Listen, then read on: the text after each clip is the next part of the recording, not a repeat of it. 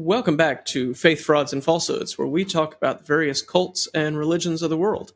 Tonight, we're going to do something a little different, right? Matt and I have been friends for many years, and tonight's just going to be one of those nights where we sit and talk and visit a little bit and talk about some of the things that are going on. So join us. Maybe you can join us in the comments. Make sure you like and subscribe. Let others find us. Before we begin, let's make it clear the opinions that we present are ours alone. They do not represent the views or the opinions of our respective churches or employers. That's now, right. Bryan, let's begin. Where do we begin, Matt? So tonight is different, right? And we say tonight, right? It's night for us. I think I usually release these at like lunchtime, but it's night for us because it's 9 o'clock after the kids have gone to bed. And this is a very important thing. We're both fathers, right. Yeah, and trying to raise families and things.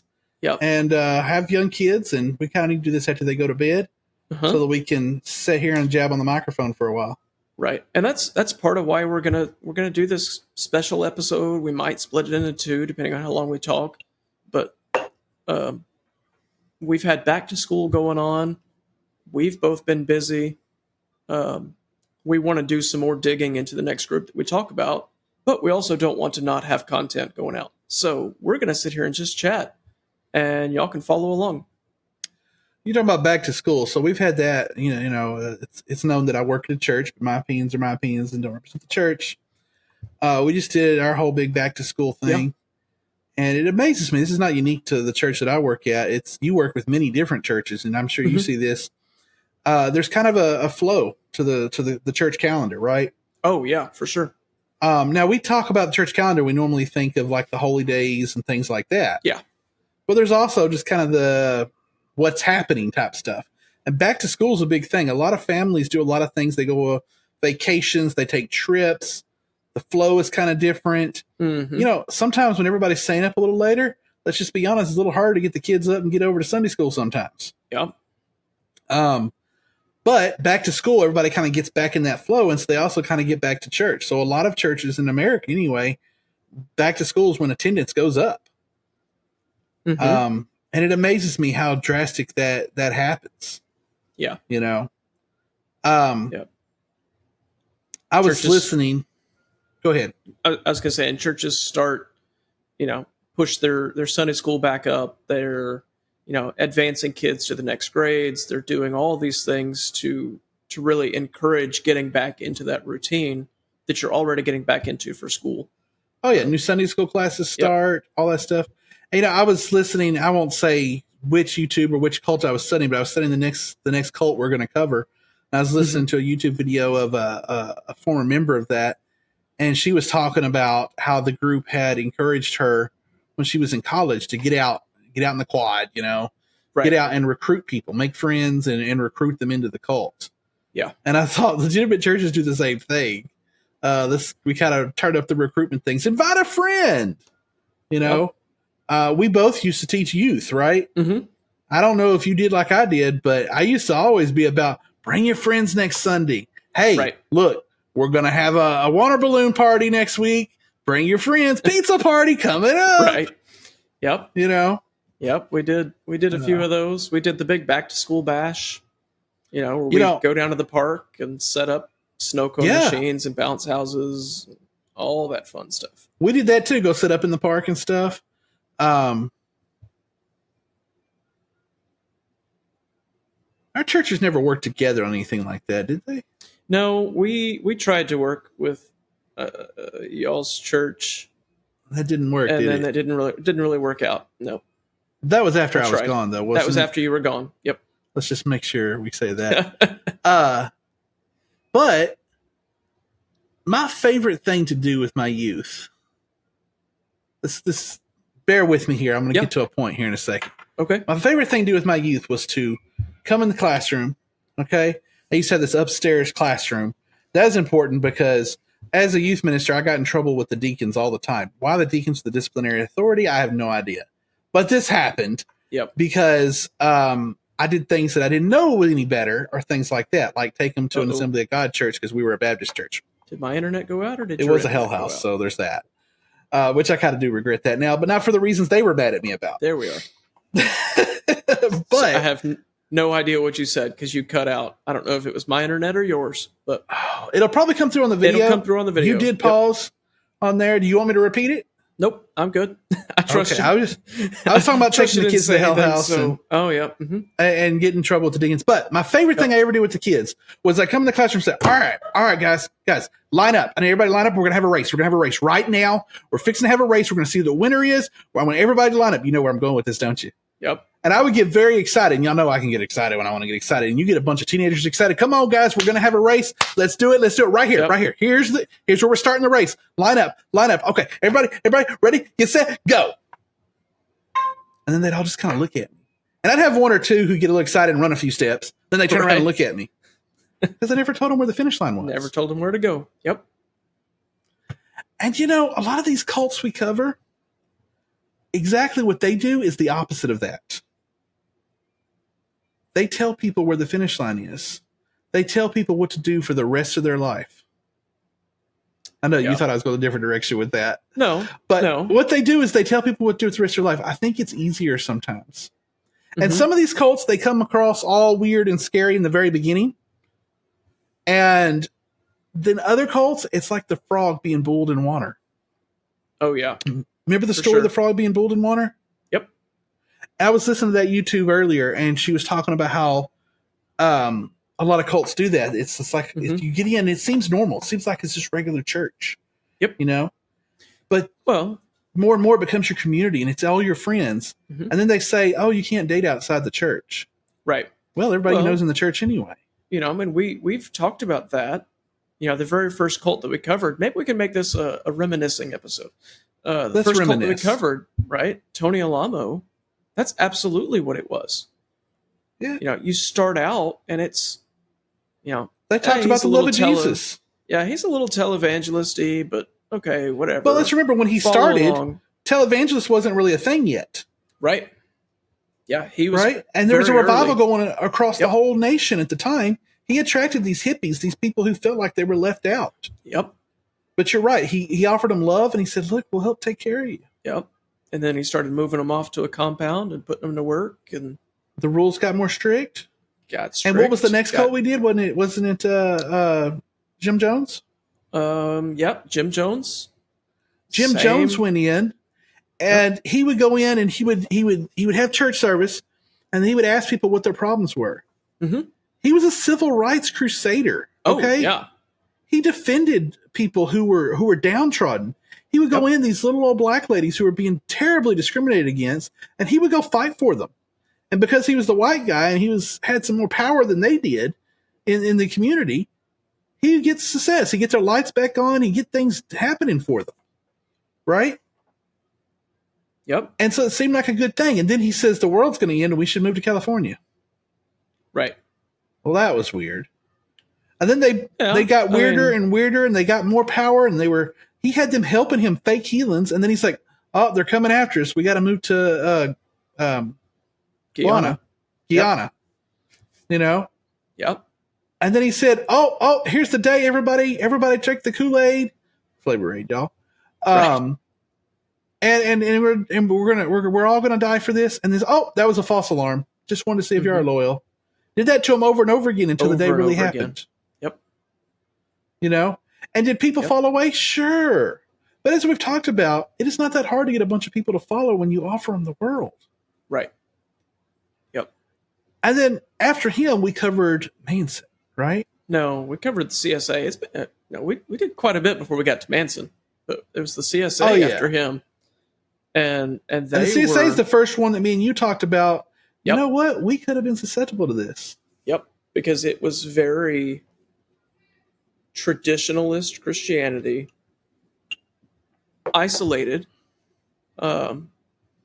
before it became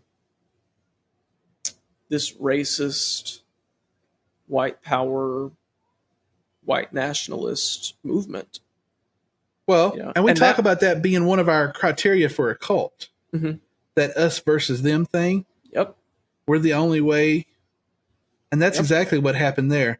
We listened to the story of the guy that was number 2 in command, and he talked about hearing about these people, how they were this regular church and they kind of moved out into the wilderness. And Yep. him and his wife were excited because he thought they were doing the best they could to follow the Lord. Then they Right. started adopting Well- this other doctrine. Well, and it's weird, right? Because with them, that doctrine leached in, right? If you remember, what happened was they received tape recordings of some other preacher who was speaking, and then they started to read his books, and then they started to follow his teachings, and then they picked up some other guy and some other guy, and eventually joined the KKK. Essentially, Basically. yeah, the Aryan Brotherhood. White nationalist, Yep. all that stuff. Yeah. Yep. It just It's crazy how it just kind of morphed into that. yeah, But it's like that frog in the hot water. Yeah, I mean, his book, I don't know if you can see it, is this orange one right here. I mean, the first like half of the book is how they were doing things right. And they were. And for the most part, right, they were doing things the Protestant evangelical way. But it was in line with typical mainstream Christianity. And then it changed. That's a complication I see with us covering cults and other people that cover cults. There are some other people who are Christians who cover cults too. It's not just us two all alone. Right. But I would say the majority of other YouTubers and podcasters who cover cults usually come at it from an atheist perspective, or it's very some sort of secular humanist perspective, right? And I totally get it, especially the ones who are ex-cult members themselves and end up just shedding their faith. Mm-hmm. Well, I don't agree with them. I'm a big fan of Jesus, y'all. Okay, I understand how they get so hurt from the cult. They kind of shed all that and just like, well, how is any of this real? You know? Yeah. And that was the first cult where I was like, man, I can identify with some of these things. Not the race stuff and all that. There's a lot I don't identify with. Not the but terror. there was definitely some things that I'm like, And as we've made this journey, I think I have definitely went back and thought about some of the teachings I've been taught over the years. Yeah. That constantly comes up as well. I was taught so-and-so. Is that right? You know? And that was the first one that made me think that way. Well, maybe even some Jim Jones stuff.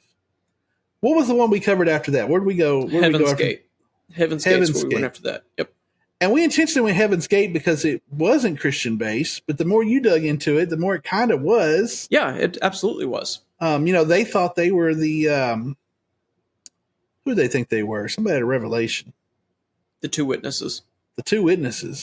And they kind of just created a whole narrative with that. Yep. This was before you started talking about every cult becomes a sex cult eventually. Right. And somebody kicked back on that whenever you said that in a previous episode, not a Heaven's Gate episode, and they said something about, maybe Heaven's Gate. But Heaven's Gate did become a sex cult. While they weren't necessarily, underage sex and all that like so many of these other cults. Yep. They absolutely were castrating themselves. Yep. And one of the leaders was very likely homosexual, but they were against homosexuality. But he had been kind of entwined with some of that previously. And so the theory is maybe that's why he was trying to castrate himself. He was trying to get away from all that, Right. And he brought other leaders into it, or other members into it with him as well. They were our second suicide cult, but they were almost the most bizarre. Well, because Jim Jones suicide. Oh, yeah. Yeah, Jim Jones. Yep. They were kind of our most bizarre, and they were also the first ones with the eyes. Right. That you could, yeah.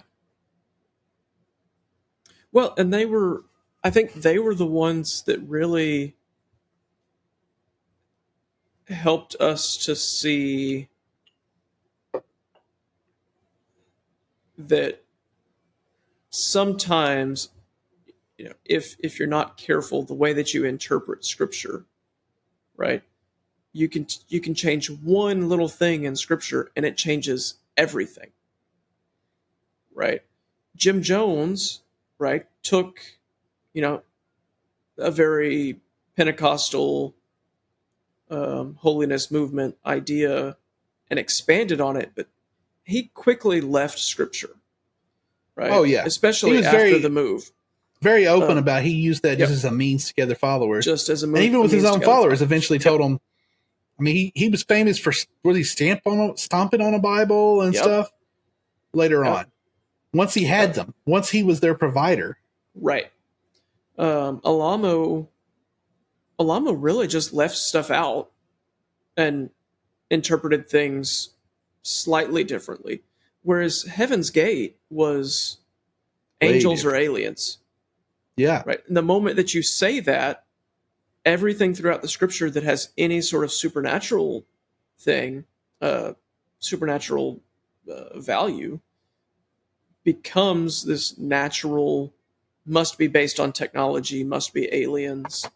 And it leads down this really weird path that they took, right? And so I think they were the first ones that took it to that extreme. Well, and I think they were probably the first ones we had little sympathy for. Or maybe not just us, but our listeners.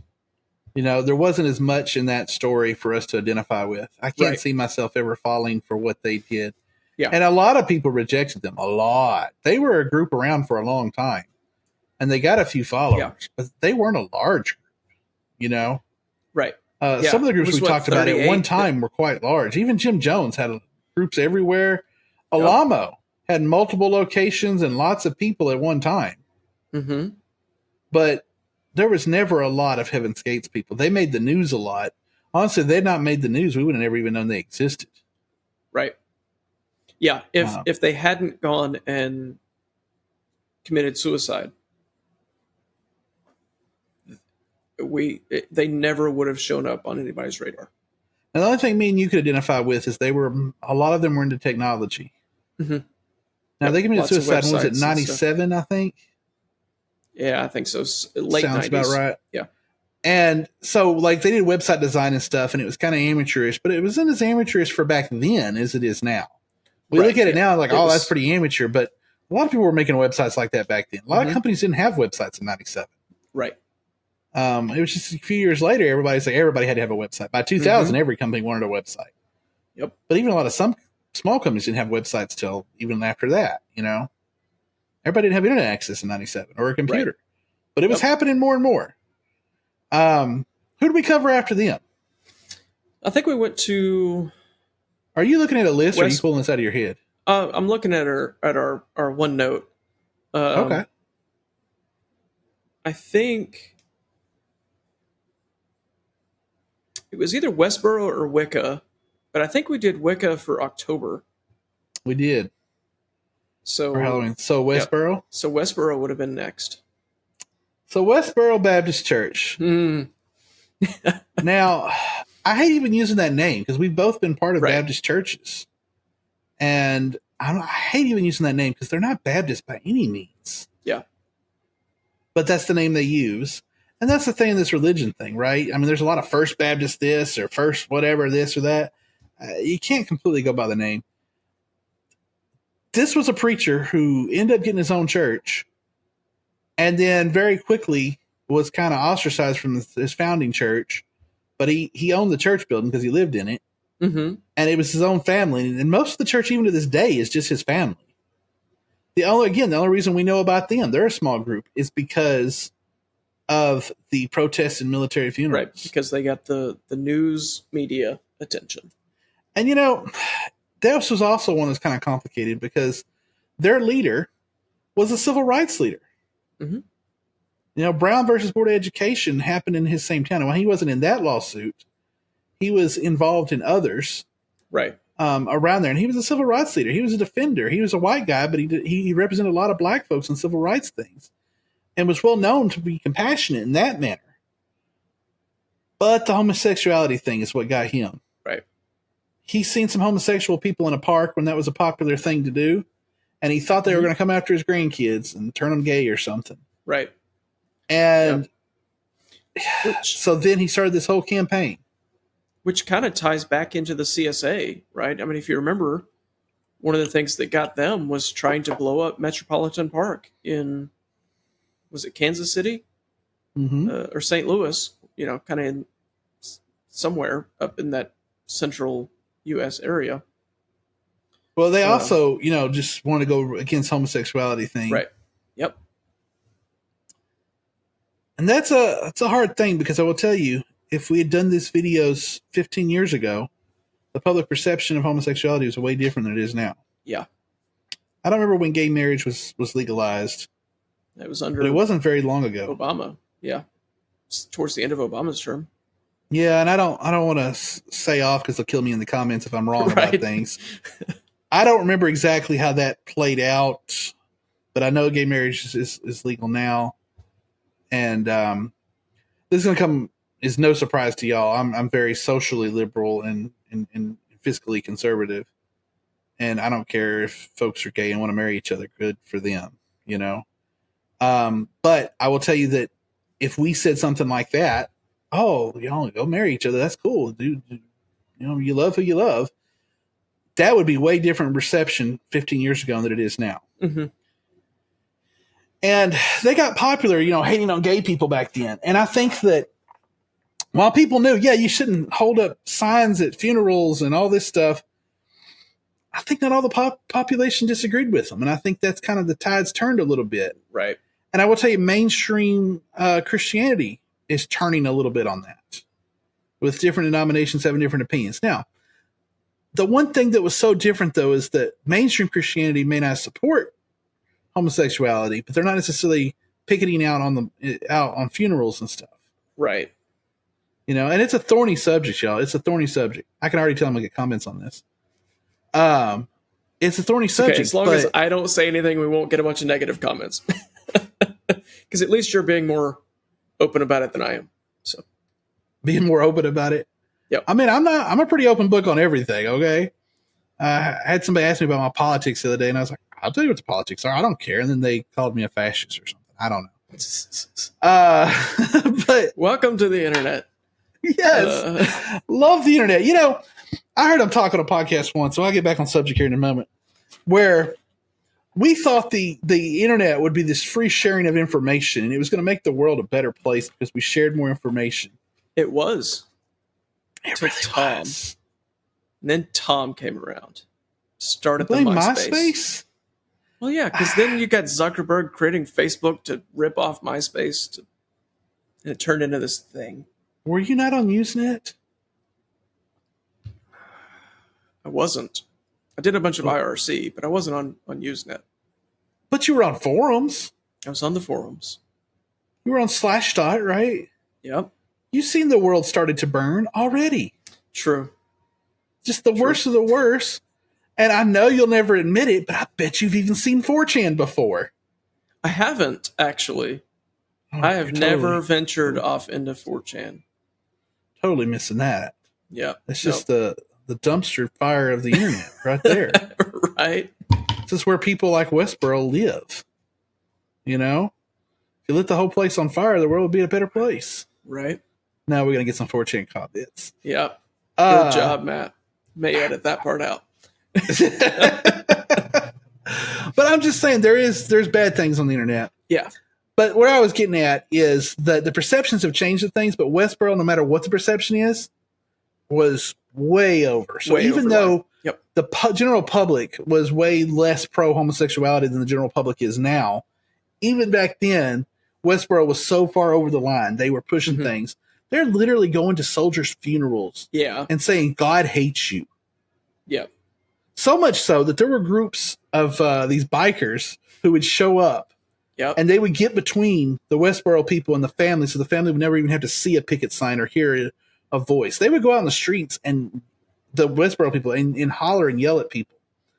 They were probably the most aggressive cult. I don't know, the CSA did try to blow people up. Right. Yeah. And tried to blow up an oil pipeline in the winter. In Texarkana. To cause people in Chicago to freeze to death.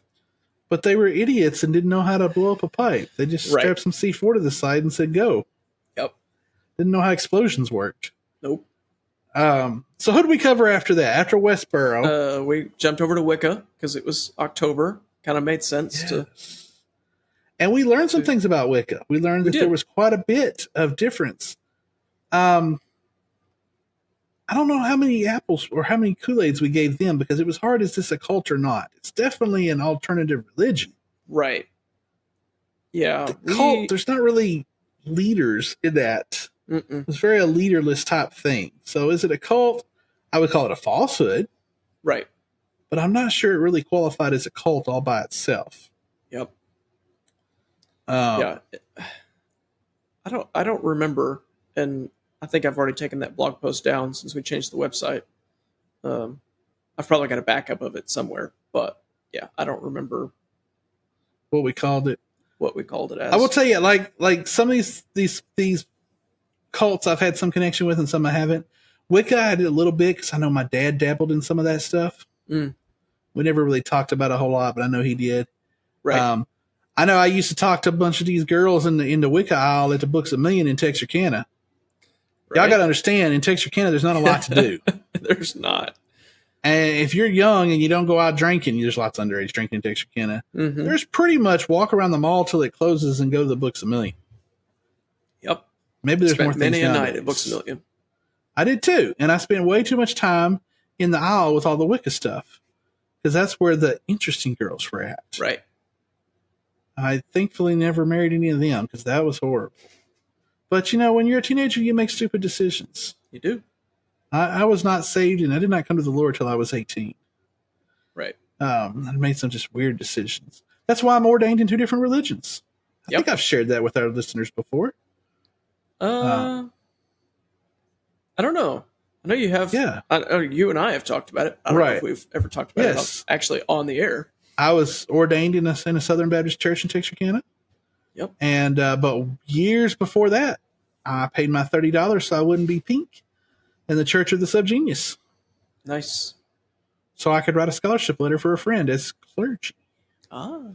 I never really believed in it because it's a fake religion. Right. But yeah. Now if I just get me one of them paper doctorates off the internet, I need to do that before my wife gets her real doctorate. There you go. Yep. That way we can be Dr. and Dr. Keithley. That'd be nice. Yep. As it is, we're going to be Dr. and Mr. You're going to have to fix that, Matt. Mr. and Doctor.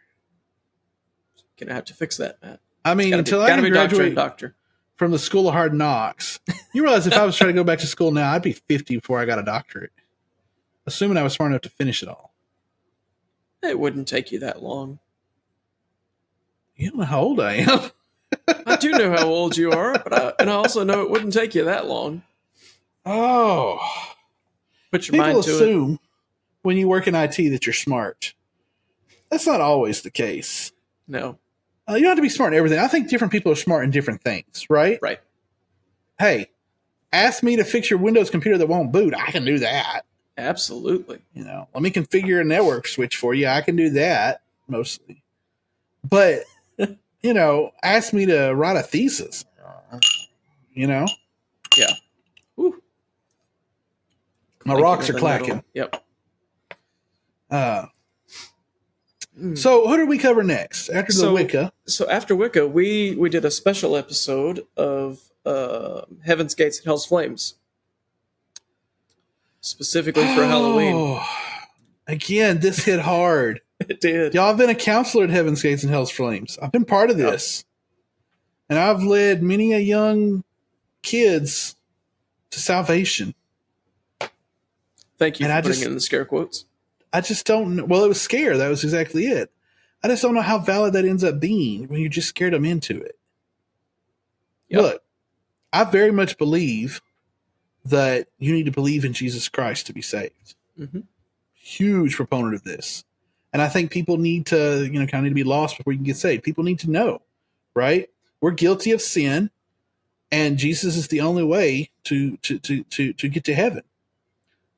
But man, we just scared some people into stuff. And I was only a smart part of this, but I kind of feel some guilt over that.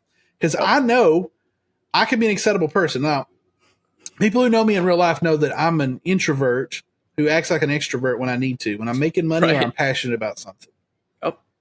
I can flip that switch and go to work. I learned that working at Best Buy back in the day. So I was in the Geek Squad, and I had to learn to do that because that was the only tech job I could get in Texarkana at the time. And, I don't have any other job skills. Flip hamburgers or fix computers. So I learned how to talk to people and walk out and sell stuff. And the same thing happens in religion. Preachers don't like it when I say this, but we're just selling Jesus. It's what we're doing. It's just a sales thing. And I learned to be very salesman. I still think that I'm still selling Jesus, but I feel like I do it in a better way now. I try to be much more relational. I still share about Jesus with people, but I try to be a much more relational person than just scare them into it. And Heaven's Gates, Hell's Flame was this play where you scared people into it. Yeah. Well, so, I think if I remember right, we talked about my big hang up with Heaven's Gates and Hell's Flames was treating salvation as this magical incantation, right? You say this prayer with these words in this order, bada bing, bada boom, you're saved for the rest of forever. Right. Yeah, and I don't even think they believe that exactly, because there's always a lot of preaching against that. About it's not about just saying the sinner's prayer. Although let's say the sinner's prayer, right? There's still the concept of, well, it's got to be something you believe, but I just don't believe you can scare someone into it. I believe it's a considered thing they have to come to. Right. You can't. Some people may just come to a realization, and yes, that's it. Yep. But I've never made any rational decision in my life that was quick like that. That was based on emotion and fear. No. Not at all. Right. And I don't think God wants to scare us into loving his son. No. When you break this down, it becomes more and more ridiculous. Uh-huh. Yep. Yeah, when you look at the actions of the group, what they were doing was say these magic words. That way we can write it down and say, hey, you got saved. Well, and whether they taught against it or not, that's what they were doing, right? And actions speak far louder than words. The church that I worked with at the time when I did that was we were in revival, okay? There's no doubt in that. We were we went from a dead church of like 7 people to a couple hundred people, very short amount of time. And a couple hundred people in this little church building was a big deal. I mean, just constantly. People at the altars, every service. Look, the Lord was moving, but I also think that we weren't managing that move very well. And that's a big conflict I had with my pastor at the time, is that he was inflating numbers. And look, we always joke Baptists inflate the numbers anyway. Oh, there's 250 people out there. Looks like 300 to me. Right. Yep. Now I'm a logical data guy. And a matter of fact, part of my position currently is that I help with the numbers of things like that. And I want them to be right. I want it to the exact number. And sometimes people they're not trying to be dishonest, but they think about things differently. Mm-hmm. It's easier just to round, you're right. It's more about the concepts. Right. But my pastor at the time was really he's pushing those numbers up higher and taking advantage of that so it looked better. Yeah. And that drove me nuts. And the same thing ends up happening with Heaven's Gates, Hell's Flames. It's the same sort of motivation. We've had 960 children saved this week, But did you though? Right. Is that really, when we get to the end and the Lord, when Jesus looks at me, and I want him to say, well done, my good and faithful servant. Well done, my good and faithful servant. But is he going to say, there are 960 children, Matt? I'm making that number up, but right. Well done. I don't think that's how that's going to happen. No, I'm pretty sure that Jesus' teachings are, did you clothe the naked, feed the hungry, visit the poor in prison, etc., in Matthew chapter 24. I mean, he did had very command specific things. He did command us to go ye therefore to all the nations. Yep. So, I mean, there is that. I don't think that we shouldn't be evangelizing, but I also think we shouldn't be scaring people into it. Right. Right. Yep. I think we should lead people to the Lord and let the Holy Spirit work. Right. I will tell you, I wasn't scared into my salvation experience by any means.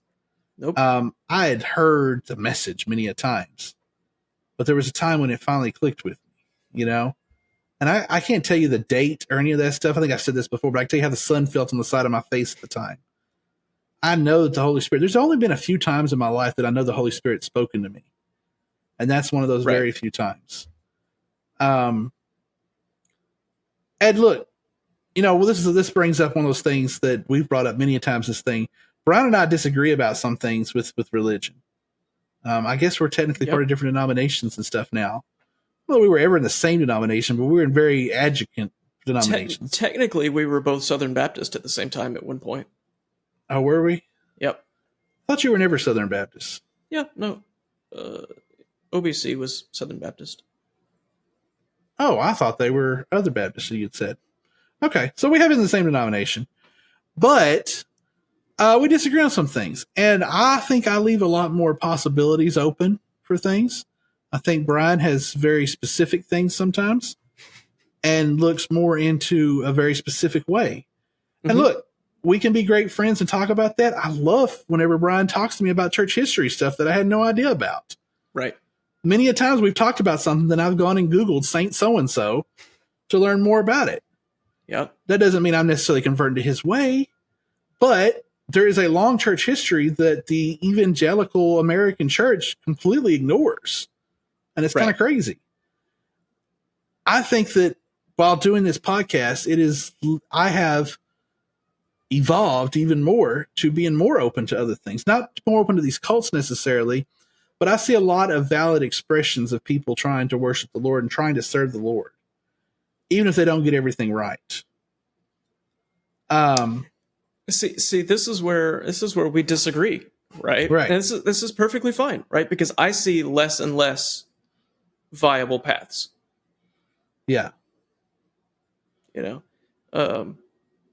So yeah, it's just one of those things that you and I disagree on, the path to Christ. And so, even though we agree in Christ, right? Yep. But you just keep listening and keep looking up the saints that I send you, and you'll find your way eventually. I think the opposite's happened though.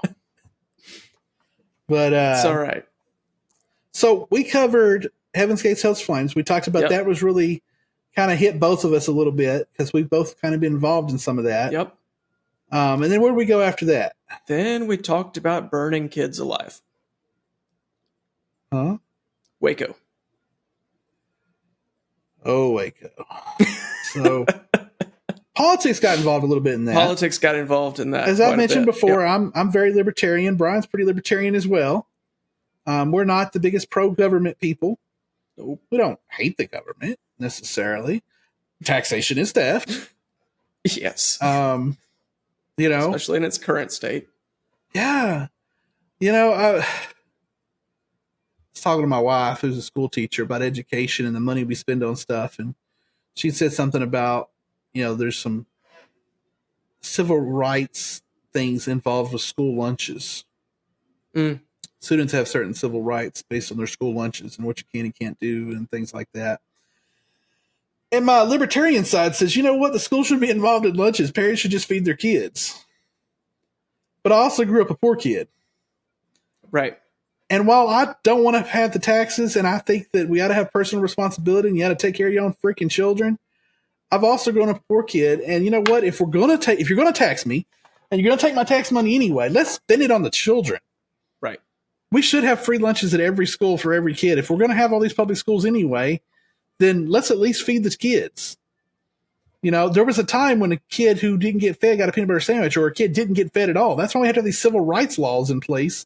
We have to have civil rights laws in place for school lunch because adults can't get together and decide we need to feed the children. Yep. That's crazy. Take care of the children. And this is what happened with Waco. Was it a cult? Yeah. Oh, yeah. Was David Koresh whacked out? Yeah. Was it going to hurt those children? I don't know. Maybe. They didn't fully investigate that. Was he doing some underage marriages? Which is, by the way, rape and absolutely horrible. I'm not covering that up at all. Right. The government should have investigated that and got in there and taken care of that. If that was happening, lock him under the ground. Put him under the ground. Whatever. But you don't go in and tear gas the place and set it on fire and burn a bunch of children alive because you're incompetent bureaucrats who can't do anything right. Right. Yep. And then if you do that, you should go to prison for it. Every last one of you. All the way up the chain. All the way. I would have been fine if Bill Clinton had been walked out in handcuffs. Maybe he'd have a mugshot like Trump's got now. You know what I'm saying? Fine by me. Yep. Not that I hate Bill Clinton, but... Right. I was going to say, for those that are going to say something, right, I'm totally fine with Trump having a mugshot too. Oh yeah, He yeah. probably deserves it. He's not. But we'll find out. I mean, it's a lynch mob. If he had really done something so bad, they should have arrested him years ago, not right before the election happens. Right. Yeah. But whatever. So then we started our well, hold YouTube. on. Waco. Okay. Waco. So Waco was a government thing, a political thing, because it was bungled so bad. But it was one of many things that was happening that time. They were also somewhat tied with the white nationalist movement and things, in that the way the government handled those things, Ruby Ridge and all that, and even the CSA and all that. Part of how those things went down is because of how Waco went down. Right. Waco went down because of how Ruby Ridge went down. And if you remember right, CSA went down before Waco, right? And I don't remember his name. But the second in command for the CSA, while he was in prison, volunteered to go down and help try to negotiate with Waco, because he had been so instrumental in preventing the CSA from shooting everybody. Right, the CSA could have turned out just such a thing. And he talked him into FBI were just like, we're not going to do that. We don't want you to be involved in that. And then Timothy McVeigh, who blamed what he did on Waco. Right. So even more children died because of this incompetence. Now, do we blame the children that died from the madman who put a... No, we don't blame the children who died, but do we blame that whole situation on the madman who drove a big bomb in front of their daycare, or do we blame it on the FBI agents who bungled the things which caused the madman to do it? It's more of a stretch to blame those FBI agents for that, but there's definitely some threads back there. I wouldn't charge them with that murder, but boy, that should be on their conscience. Oh, yeah. Absolutely. And we covered that, and that was hard for me to get through, because I just keep thinking about those children. And I went to I don't know if I've ever been to the Oklahoma City bombing museum, but you should go. It's not a happy visit. You're not going to walk out of there with smiles. Nope. It's going to be, there was one room with all the pictures of the victims. Wasn't it? Oh, yeah. Yeah, and I could not even, I walked in and walked right back out. I couldn't go through the exhibit. It was just so hard. Right. Yep. And the whole thing was hard, but. Yeah, it's shoes at Auschwitz. Yes, Auschwitz is the shoes. And then is it chairs? What is it at Oklahoma City? I think there are some chairs outside. I was going to say, they have something. It's a chair for every kid or something like that. Yeah, that's outside, I believe. Matter of fact, I have not yet planted it. I have a seed from the tree that survived the bombing. That's right. We have not planted it in our yard yet. I don't want to plant it now. It's really hot outside right now. Right. Yeah. Wait till November. But y'all see how Waco tied into the Oklahoma City bombing, tied into all this stuff. So where do we go after Waco? So Waco was our last. Well, no, I guess it wasn't really our last audio cult.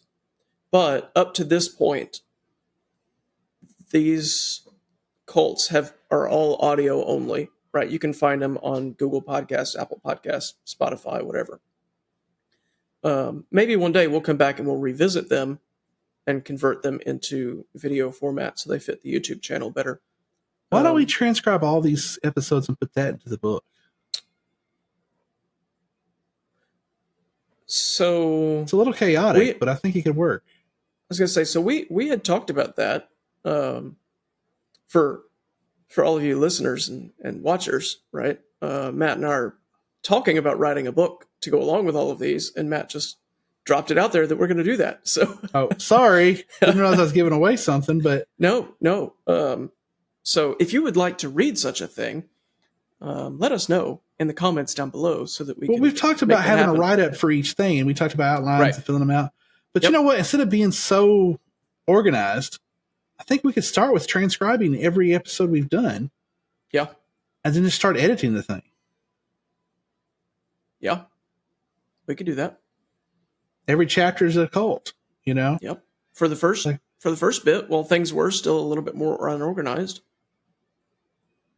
I see some rearranging we'd want to do, but I think we can make that work. Yeah, because we've changed. We've grown quite a bit, Matt. If you remember our very first episode, Tony Alamo was an hour and a half long. Well, we're And at it was 45 minutes now. Right. And it was just kind of sporadic and all over the place. We just kind of talked and just did what we did.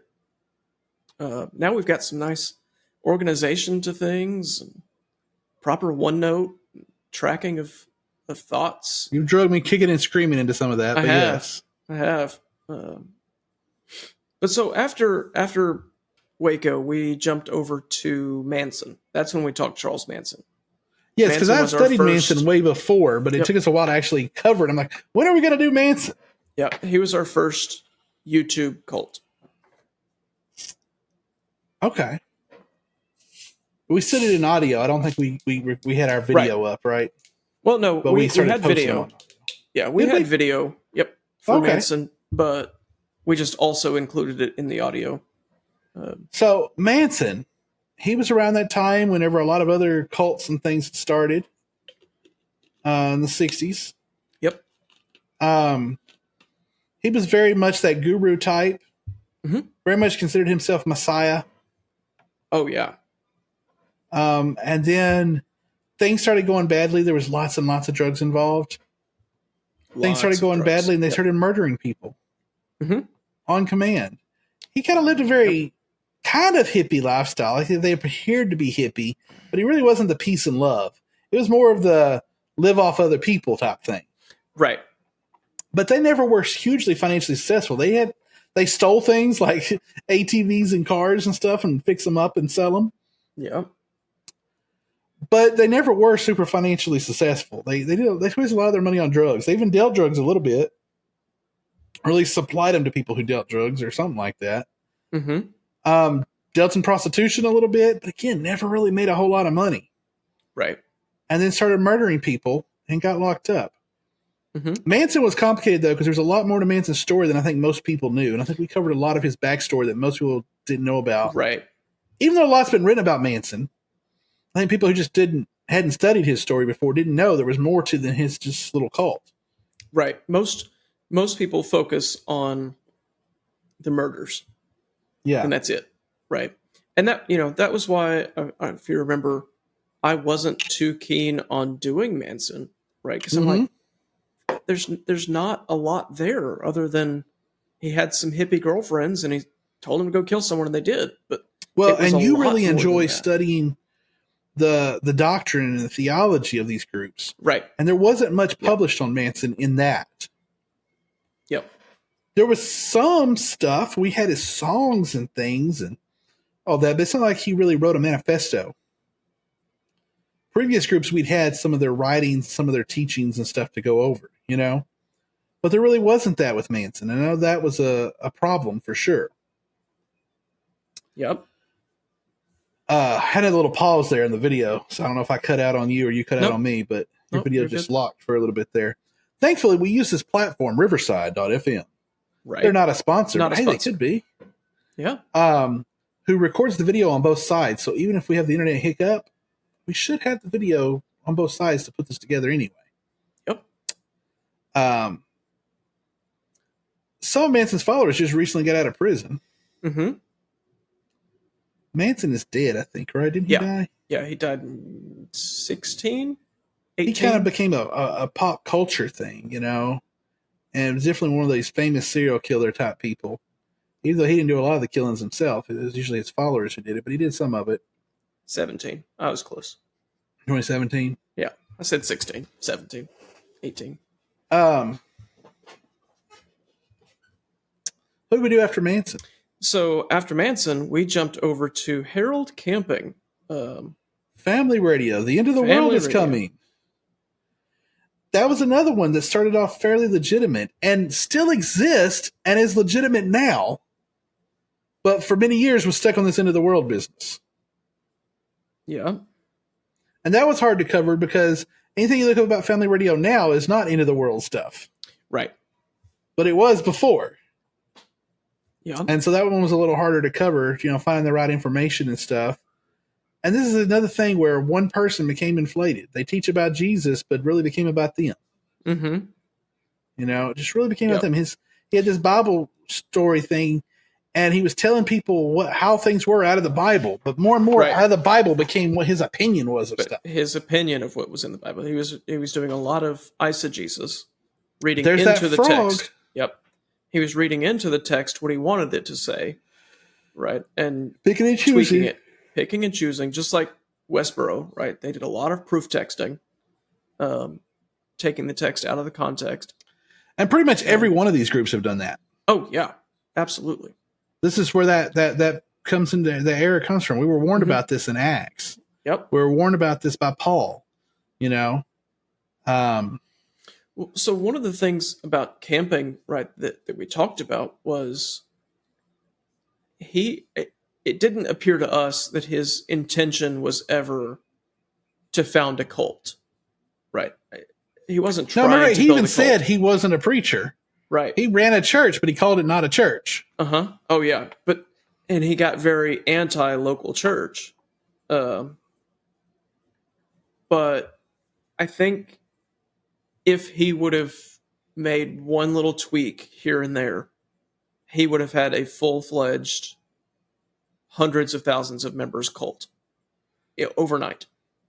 Oh, yes. And he got into the numerology thing. Yes. And I think he got deceived himself and then led a lot of other people into that deception. Yep. I don't think he was evil or meant bad per se. No. He just fell into that millenarian fervor that was really going on at that time.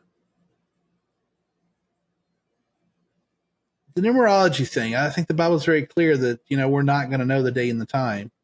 Yep. But he thought he could know the day and the time. I think he would say something about, we can't know the day and the time, but I can know the date or something like that. Right. Okay. Who did we cover after Family Radio? I think we're getting close to the end here. We're also wrapping up on our hour. Yeah, we're getting close to the current day. After Family Radio, we took a special bonus episode and talked about futurehumanity.com. Do you remember the cult Future we created? Humanity? Yep. Yes. It's still there as far as I know. I haven't checked the stats. Have you checked the stats on it? Maybe more people are seeing it. So ChatGPT AI became a real thing in the world in 2022. This is 2022, I think? Yeah. No, this was 2023. Okay. AI became a real thing in 2023. Yep. So we used AI to build an AI-based cult. Mm-hmm. And it was so scary, we stopped ourselves. Yep. It must be futurehumanity.org. Yes. At one point, we integrated the AI into the website so you could talk to it. Yep. But it was so scary, we turned that part off. Right. Because it was going to lead some people down the wrong path. Yep. Let's see. That was probably some of our first crazies that we got, leaving comments. Somebody was mad at us because they really wanted to talk to the AI when they found out that we did have the AI make everything, but we were doing this as an experiment, not as a real cult. Right. They were pretty upset it wasn't real. They wanted to go worship the AI. Yep. It's not been too heavily trafficked, so. Okay. Well, we did that just as an experiment. Right. To see what would happen if we had the AI come up with concepts for its own cult. And boy, it did a good job. It did. And like I said, when we turned it onto the website and you could talk about it using those concepts, it was way too scary and way too convincing. So we turned that off. Yep. What do we do after that special project? The FLDS. The FLDS is one of these groups that just kind of ties back to other stuff so much. So many other groups we've been talking about has some time. We just covered Nexium, and there were some tiebacks to the FLDS and Nexium. Yep. Also, we're going to have to cover the LDS eventually. Yep. There are a lot of people who say the LDS isn't a cult. A lot of people disagree. Maybe it's a falsehood. I don't agree that it's traditional Christianity by any means. Oh, yeah. No, and while I talked about being pretty open to other people's ways and things, I'm still pretty Jesus here, Yep. And while they do believe in Jesus, I think they believe in Jesus a little differently. The FLDS very much puts into the prophet.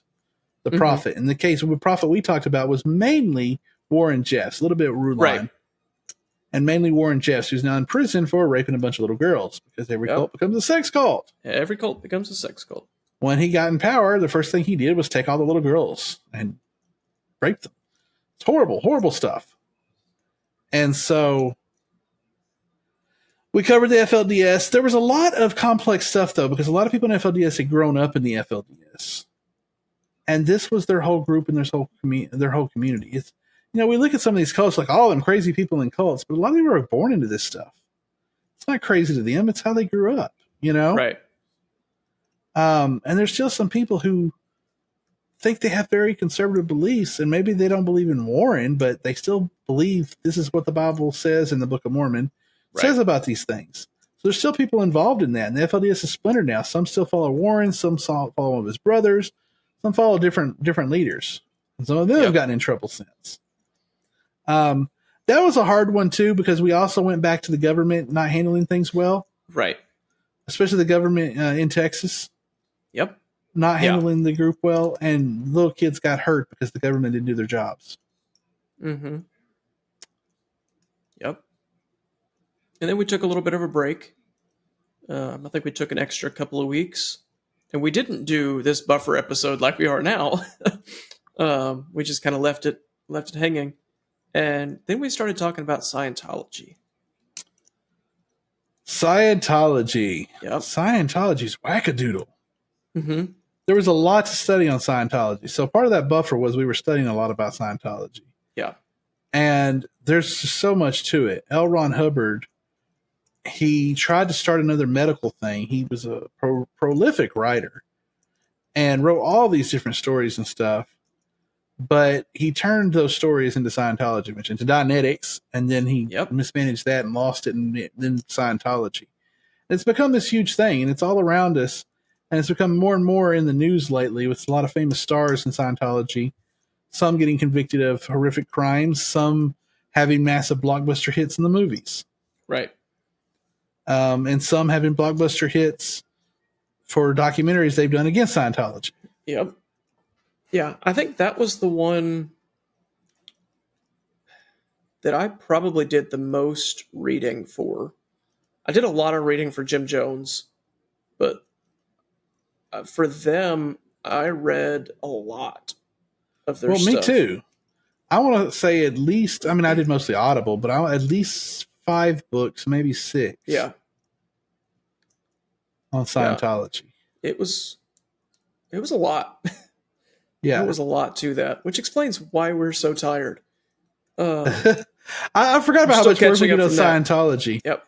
But I will tell you, Scientology ties into other things. So what do we do after Scientology? IBLP.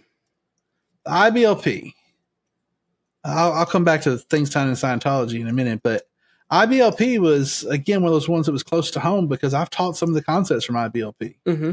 I've been in a church who taught some of those concepts, and I just kind of retaught what I was taught. Right. Not even knowing they were part of IBLP or part of that whole thing. Mm-hmm. And, I come from a very fundamentalist background and consider myself pretty fundamentalist.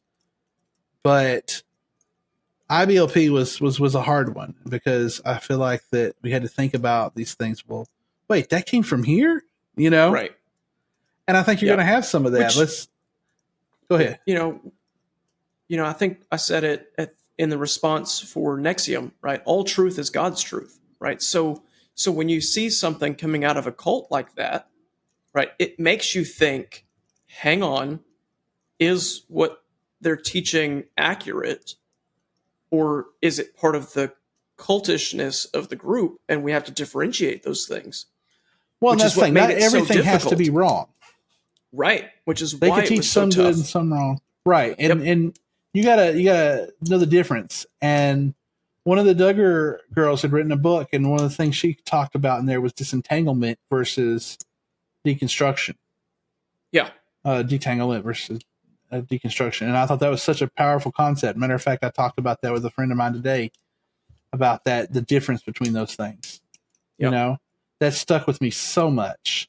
She didn't lose her faith, but she did disentangle herself from the wrong things she was taught with the IBLP.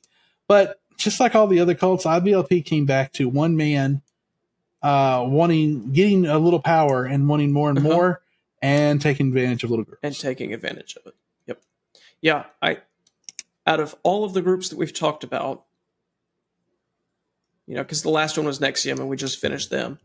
But out of all the groups that we talked about, I think the only one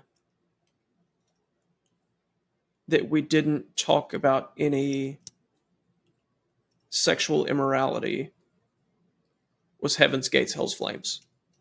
And that's simply because it was that bonus episode of they're just doing a bunch of wrong stuff.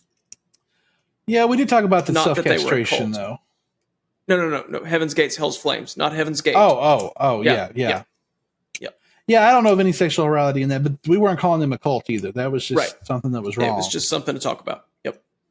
Yeah, so Yeah, every as a- group that we've as a talked about falsehood. has had some level of sexuality mixed into it, Yeah.